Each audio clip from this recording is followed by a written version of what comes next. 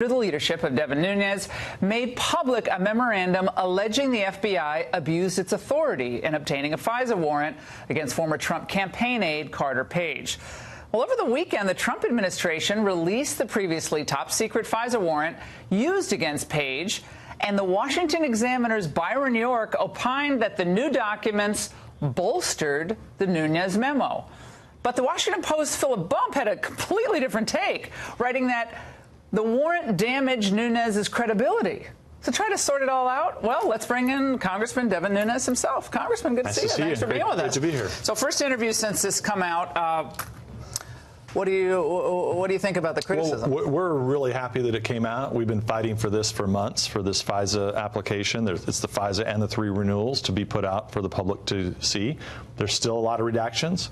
We would like for all those to be unredacted so that the American public has a chance to see this in full transparency. Your reaction to some of that? I enjoy it. Just bring it on. The more that they do, the more that they attack, the more that we know we're right over the target. They cannot deny. What was the major point of the memo?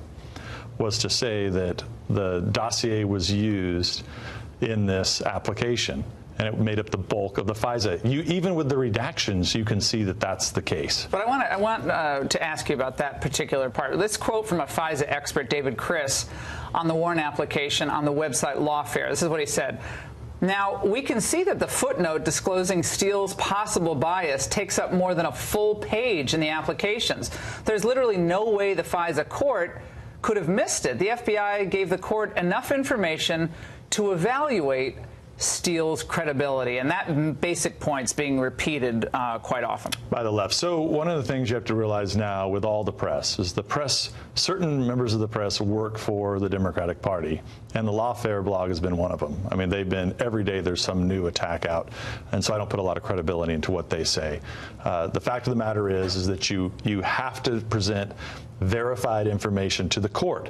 And let's not forget, to open up a counterintelligence investigation to a campaign, unprecedented, but then to use these invasive types of capabilities on an American citizen that should be very, very seldom used.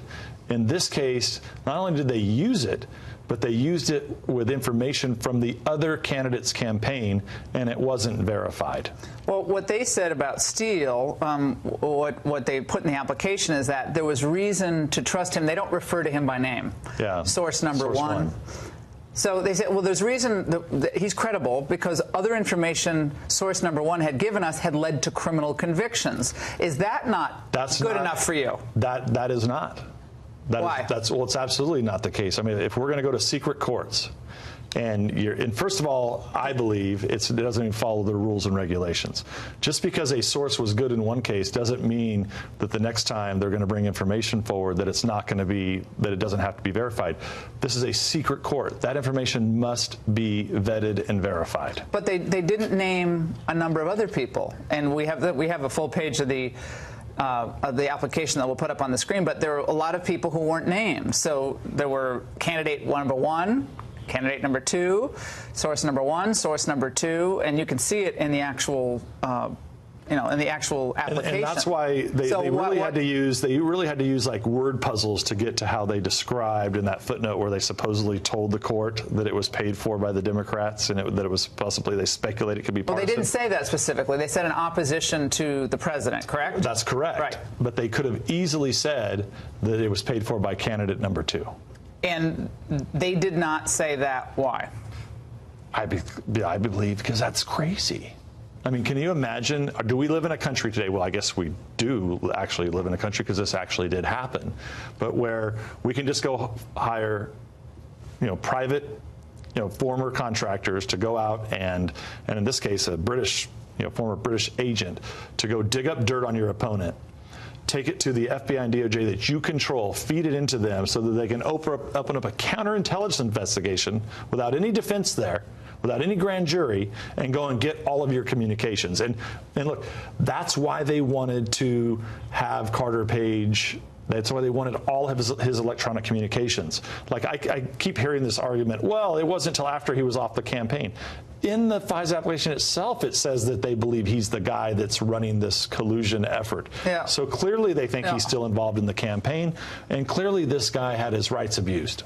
So it was one element, but he said the FBI didn't do anything wrong. Russia did something wrong. Well, we're all entitled to our own opinions, and I'm a big fan of the senator. But in this case, we have followed this very closely.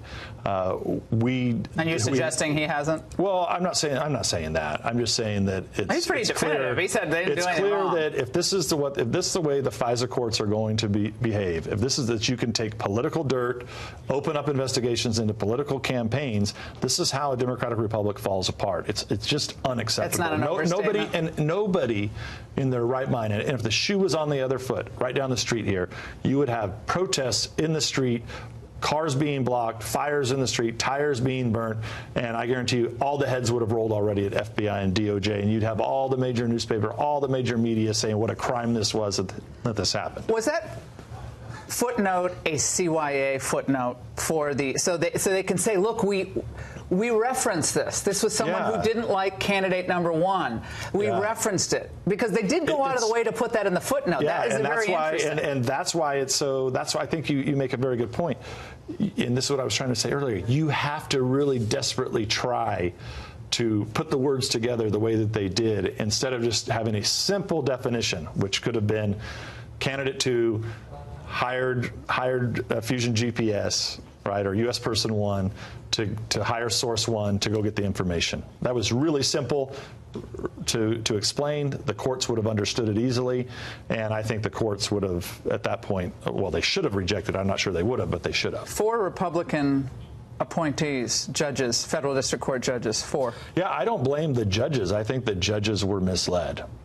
You don't think they should have asked more questions? I mean, if I saw, well, it's hard to it's if hard I to saw say that was a prominent, forget saying if it was the majority of the case to open up this warrant, but if I saw political opposition, I would have asked more questions. Who is this political opposition? Well, do you know who it is? And sadly, we don't. Yeah, you should have asked that, but also sadly, we don't have any transcripts, so we don't believe there are any transcripts from those hearings. The left is saying, and some neoconservatives saying, you and your committee have done an enormous amount of damage to the FISA process, that putting all this out there, pushing this issue as it is, will ultimately compromise our national security, because people are not going to be willing to put themselves out to give information to keep America safe. You knew that they were going to say that, and indeed they've been saying that forever. So remember when we first, we got to call it how it is. When we first were writing the memo, they said, oh my God, he's going to destroy the whole process. He's going to disclose sources and methods. This is the end of the whole process.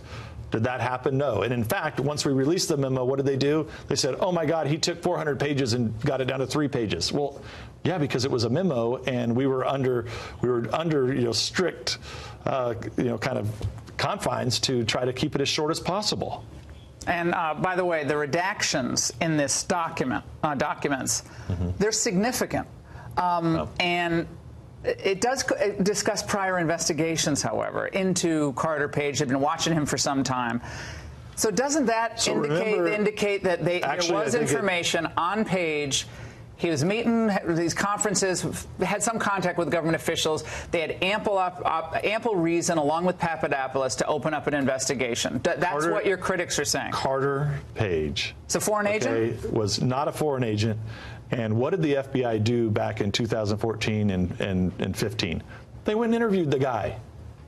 That would have been the place to start. You don't open up an investigation into a campaign, okay, and then turn around and get a FISA warrant so that you can go in and grab a lot of information that had to have come from the campaign. I mean, this is how back in 13 and 14 they ran an investigation the way it's supposed to be run. And don't forget, another thing that wasn't told to the court, they did not want to tell the court that Carter Page actually had cooperated with the FBI in the past, and that he had also, the Russians didn't even want to recruit him because they thought he was an idiot. Those were the Russians' words, not anybody else's. The Russians said that. So there were a lot of reasons to believe that Carter Page was not acting as some type of foreign agent. What's next for you on this? We want the president to take care of the rest of these redactions so that there's full transparency and sunlight for everyone to see. And then we've sent 42 names over to Chairman Gowdy and Chairman Goodlatte, and we believe those interviews will be starting soon. Congressman, thanks so much for stopping by. Really appreciate it. Thank you. God bless you, and God bless America.